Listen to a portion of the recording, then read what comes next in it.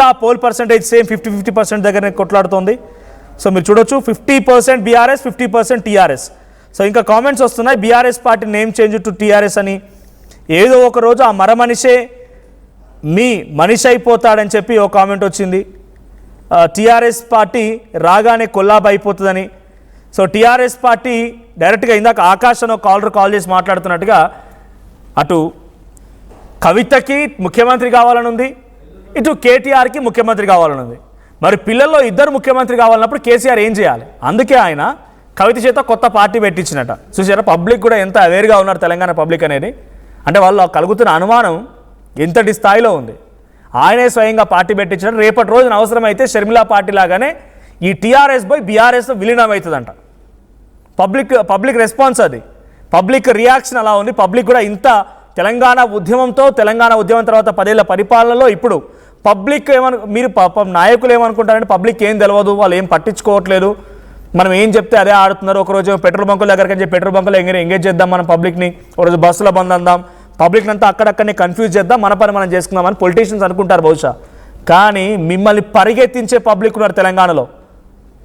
India వైడ్గా ఇన్నిసార్లు ఇన్ని ఉద్యమాలు చేసి ఇన్ని రకాలుగా కొట్లాంటి ఏకైక రాష్ట్రం తెలంగాణ మాత్రమే. ఇక్కడ ఫుల్ అవేర్నెస్తో ఉంటారు పబ్లిక్, ఎప్పుడు చూసినా పొలిటీషియన్స్ గమనిస్తూనే ఉంటారు. సో ఇంకో కాలర్ ఉన్నారు, పీసీఆర్ శివశంకర్ గారు ఫ్రమ్ హైదరాబాద్. శివశంకర్ గారు మాట్లాడండి. శివశంకర్ గారు హలో సార్, మాట్లాడండి. ఇప్పుడు టీఆర్ఎస్ కొత్త పార్టీ పెట్టారు కదా, కవిత సక్సెస్ అవ్వాలని కోరుకుంటున్నాము. ఓకే, అట్లానే పేద ప్రజలు చూడాలి. ఈ టీఆర్ఎస్ పార్టీ అనేది పేద కోసం పుట్టింది, ప్రత్యేక రాష్ట్రం కోసం పుట్టింది. కాబట్టి మహిళా ముఖ్యమంత్రి కావాలని కోరుకుంటున్నాను. థ్యాంక్ యూ శివశంకర్ గారు. సో కవిత మహిళా ముఖ్యమంత్రి కావాలని కోరుకుంటారంట శివశంకర్ గారు. కవిత మహిళా ముఖ్యమంత్రి కావాలి, సక్సెస్ కావాలి పార్టీ అని చెప్పి కోరుకుంటున్నారు. సో తన్ని కోరుకునే వాళ్ళు ఉన్నారు. బీఆర్ఎస్ పార్టీ ఇప్పుడైతే డోసేజ్ పెంచింది. ఒకసారి మళ్ళీ మీకు ఆ ట్వీట్ చూపిస్తాను. కోల్గేట్, కూల్గేట్, బిస్లరీ, బ్రిస్లీ. సో ఈ రెండు ఒరిజినల్ ఫేక్ ఉన్నాయి. అట్లాగే టీఆర్ఎస్ ఒరిజినల్ ఎప్పటికీ ఒరిజినలే, ఇవన్నీ వచ్చేవన్నీ ఫేక్ డూప్లికేట్ ఐటమ్స్ అన్నట్టుగా బీఆర్ఎస్ పార్టీ ట్రోలింగ్ డోసేజ్ని పెంచేసింది. యాక్టివ్ సోషల్ మీడియా ఇంకా రంగంలోకి దిగలేదు. వన్స్ యాక్టివ్ సోషల్ మీడియా కూడా ట్రోలర్స్ ఎవరైతే ఉన్నారో బీఆర్ఎస్ పార్టీ, ఆ ట్రోలర్స్ కనుక రంగంలోకి దిగితే ఈరోజు కవిత ప్రసంగం పైన, కవిత మాటలపైన ఎన్ని రకాల ట్రోల్ చేస్తారు. సో ఇక్కడ మనం ట్వీట్ చూస్తున్నాం, ఒరిజినల్ ఎప్పటికీ ఒరిజినలే, కోల్గేట్, కూల్గేట్ అండ్ కింద బిస్లరీ, బ్రిస్లీ. సో పార్టీ అనౌన్స్మెంట్ అయిందో లేదో ఇట్టే కొన్ని క్షణాల్లోనే, అంటే నాకు తెలిసి ముందుగా రెడీ చేసి పెట్టుకున్నారు పోస్టర్ని, ఇట్లా లాంచ్ అయింది లేదు అప్పుడే అనౌన్స్ చేశారు, అక్కడ పోస్ట్ పెట్టడం స్టార్ట్ చేశారు. సో ఇంకా రియాక్షన్స్ వస్తూ ఉన్నాయి. సో మీ పార్టీ మీరు దేనికి సపోర్ట్ చేస్తారంటే 50% టీఆర్ఎస్ అండ్ 50% బీఆర్ఎస్ అంటున్నారు. సో మీ అభిప్రాయం ఏంటో కామెంట్ చేయడం. ఒకసారి మళ్ళీ టీఆర్ఎస్ పార్టీ అనౌన్స్మెంట్ని కవిత ఎలా చేస్తారో ఒకసారి వీడియో చూద్దాం. అనేది విరిగి ముక్కలైపోయింది.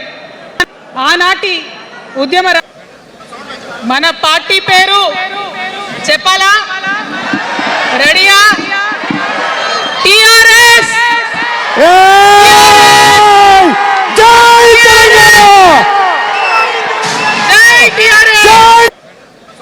మన పార్టీ పేరు చెప్పాలా?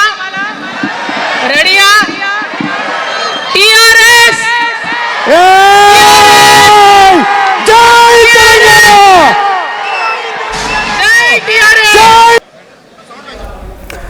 బయట మరో కాల్ ఉన్నారు, కృష్ణారెడ్డి గారు ఫ్రమ్ హైదరాబాద్. కృష్ణారెడ్డి గారు మాట్లాడండి.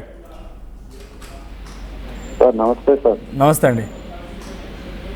అదే కవిత గారు పార్టీ పెట్టారు కదా? అవునండి. అంటే 5 పథకాలు మంచిగా పెట్టారు సార్.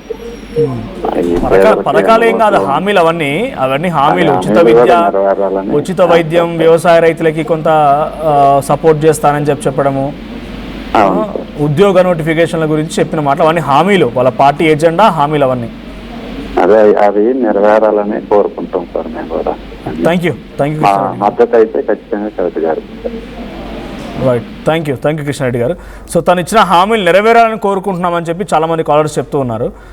ఒకే రోజులో ఒకే నోటిఫికేషన్తో 4 లక్షల ఉద్యోగాల భర్తీ, ఇది నిజంగా నమ్మశక్యంగా లేదు నాకైతే. ఎందుకంటే మేము ఆ ఉద్యోగాలు చేయాలనో లేకపోతే చదువుకున్న వయసు నుంచి వచ్చిన వాళ్ళమే, ఉస్మానియా యూనివర్సిటీ వేదికగా చాలా రోజులు నోటిఫికేషన్ల కోసం ఎదురు చూసిన వాళ్ళమే, పుస్తకాలు తిరిగేసిన వాళ్ళమే. ఎన్ని రకాలుగా కేసీఆర్ ఉద్యమ సమయంలో ఇంటికో ఉద్యోగం ఇస్తానని చెప్పి 1,00,000 ఉద్యోగాలని చెప్పినప్పుడు కానీ, ఇంటికో ఉద్యోగాలని చెప్పినప్పుడు కానీ, మేము ఊర్లలో ఉన్నప్పుడు మీకు కూడా ఉద్యోగం వస్తుందని చెప్పి సమరపడ్డ వాళ్ళం అందరం కూడా. ఇప్పుడు మళ్ళీ 4,00,000 ఉద్యోగాలంటే మళ్ళీ ఇప్పుడు పాపం కవిత ప్రసంగాన్ని చూసి ఎంతమంది గ్రామాలున్న ప్రజలంతా మళ్ళీ తట్టాబుట్ట చదువుకొని అశోక్ నగర్కో, అమీర్పేట్కో, ఎస్ఆర్ నగర్కో, దిల్సుఖ్ నగర్కో వచ్చి మళ్ళీ కోచింగ్ సెంటర్లు నిండిపోవాలి.